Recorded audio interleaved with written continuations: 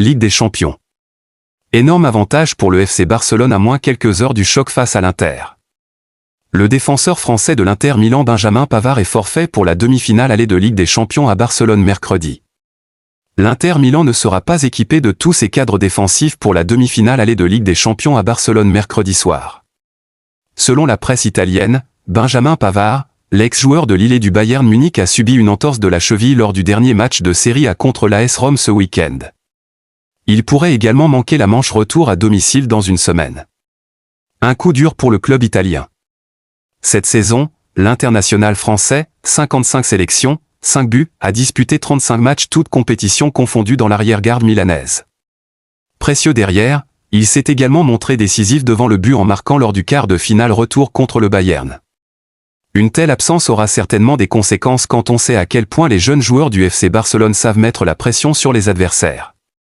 Le Barça, qui pourrait être au complet avec le retour de Robert Lewandowski, ne manquera sans doute pas cette occasion pour marquer le plus de buts possible. Après une victoire éblouissante en finale de la Coupe d'Espagne contre le Real Madrid, les poulains de Hansi Flick semblent chauffer à bloc pour réaliser le triplé cette saison. Et pour diriger cette demi-finale, l'UEFA a fait appel à un arbitre plutôt surprenant. Dernière minute, l'UEFA fait une annonce importante pour le match Barça-Inter. À un jour d'une demi-finale palpitante de Ligue des Champions entre le FC Barcelone et l'Inter Milan, l'UEFA vient de dévoiler une information clé concernant l'organisation. Le suspense autour du match tant attendu entre le FC Barcelone et l'Inter Milan vient de prendre une nouvelle tournure. L'UEFA a officiellement annoncé que c'est l'arbitre français Clément Turpin qui aura la lourde responsabilité de diriger cette demi-finale aller de la Ligue des Champions. Un choix loin d'être anodin, tant Turpin s'est imposé au fil des ans comme une référence du corps arbitral européen. À 42 ans, son CV est impressionnant, finales européennes, grands rendez-vous internationaux, rien ne lui échappe. Ce mercredi 30 avril, au stade olympique 8 compagnie, il sera assisté par François Le Texier comme quatrième arbitre, tandis que Jérôme Brizard sera chargé du visionnage VAR. Habitué à gérer la pression des plus grandes affiches, Turpin a notamment arbitré récemment un quart de finale de la Ligue des Nations très serré entre l'Espagne et les Pays-Bas, ainsi qu'un duel madrilène entre le Real et l'Atlético en huitième de finale. Chaque match de cette envergure confirme un peu plus son statut d'homme de confiance dans les compétitions européennes. Mais la nomination de Turpin n'est pas sans rappeler quelques souvenirs aux supporters des deux camps. Avec Barcelone, l'arbitre français affiche un bilan parfaitement partagé avec 2 victoires et 2 défaites. Parmi les moments marquants, impossible d'oublier l'amère élimination contre l'AS Roma en 2018, alors que les Catalans avaient pourtant dominé le match aller. Côté Inter Milan, Turpin a officié à 5 reprises pour 2 succès pour 3 revers. Autant dire que Clément Turpin, par son vécu et ses précédents avec ces 2 géants européens, ajoutera sans doute une dimension supplémentaire à cette rencontre qui promet déjà de faire vibrer les passionnés de football. Espérons qu'il ne se fera pas intimider comme celui qui a dirigé la finale de coupe contre le Real Madrid. Car malgré toutes les faveurs qu'il a accordées aux Madrilènes, ils n'ont pas cessé de l'acculer, de l'insulter et d'autres même de lui jeter des objets sur le corps. C'est le cas du défenseur madrilène, Rudiger. Celui-ci a dû être transporté par 3 membres du staff madrilène pour l'empêcher de commettre plus de bêtises. La sanction est tombée pour Rudiger. Le défenseur du Real Madrid connaît désormais la sanction qui l'attend après son énorme débordement lors de la finale de la Coupe du Roi contre le Barça. Le Real Madrid espérait soulever un nouveau trophée samedi soir à Séville, mais la finale de la Coupe du Roi a viré au cauchemar face au FC Barcelone, défaite 2-1. Un échec douloureux pour les Merengues, qui a engendré des scènes de nervosité en fin de match. Parmi les joueurs les plus marqués par cette défaite, Antonio Rudiger s'est tristement distingué par un geste de trop, qui lui vaudra une lourde sanction.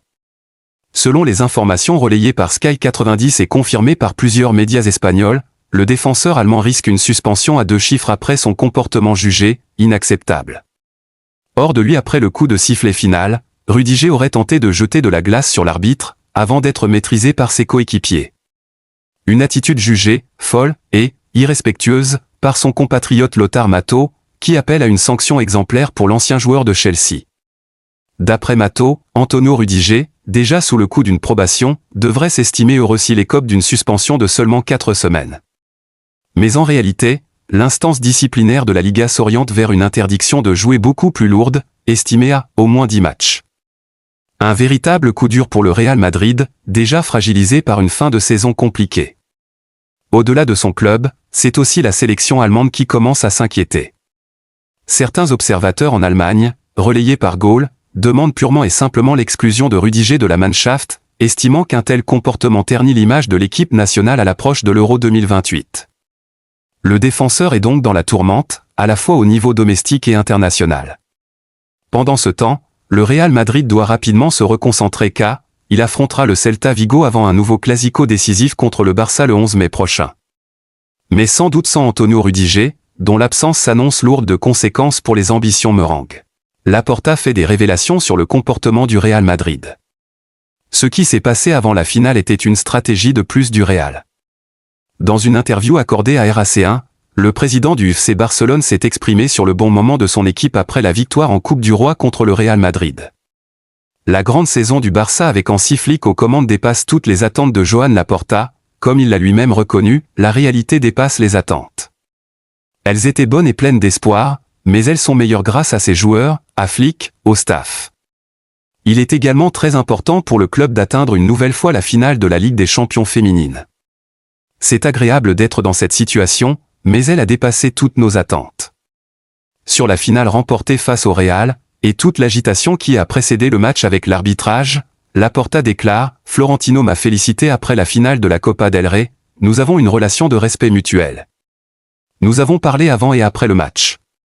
Nous avons vécu ce qui s'est passé avant le match comme une stratégie de plus. Mais nous voulions nous éloigner de cela. Notre stratégie pour la finale était de parler de football, d'un match passionnant, d'une rivalité maximale, d'une grande qualité footballistique et d'un spectacle digne du meilleur match du monde.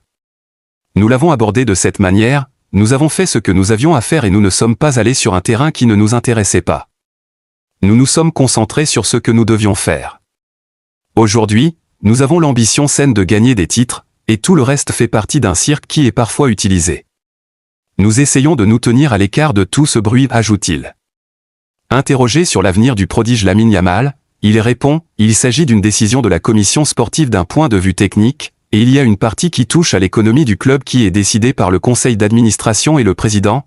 Avant de conclure sur la demi-finale à venir face à l'Inter Milan, nous sommes déjà passés en mode Ligue des Champions. Ce sont de jeunes joueurs mais ils sont très bien préparés et nous leur donnons toute la confiance, à eux, à Flick, à Romeu.